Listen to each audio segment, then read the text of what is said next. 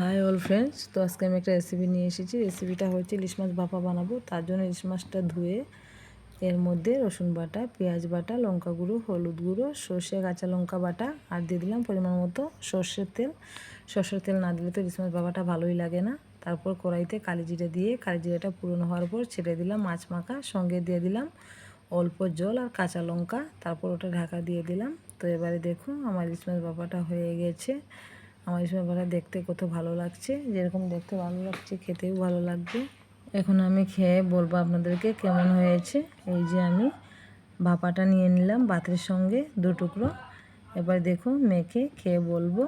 একটু নেবু চিপে নিলাম, তার সঙ্গে এই যে মাছটা কীভাবে কি সুন্দর সিদ্ধ হয়েছে, কি দারুণ হয়েছে খেতে, কি বলবো আপনাদেরকে, খুব ভালো হয়েছে। তো আমার এই রেসিপিটা কেমন লাগলো, ভালো লেগে থাকলে লাইক, সাবস্ক্রাইব, শেয়ার করবেন। টাটা, বাই বাই, আজকের মতো এখানেই।